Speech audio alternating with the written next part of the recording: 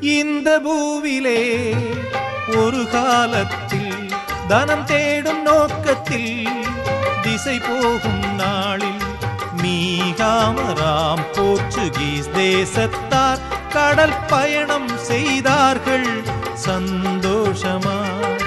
சொல்லொணாததா புயலும் வீச, காணொணாததா இருளும் சூழ, மூழ்கவே கப்பலும் அந்தோம் அடிந்தோம் என்று தஞ்சம் தன்னை தேடினர் குளோரியா. அன்னை தஞ்சம் தன்னை தேடி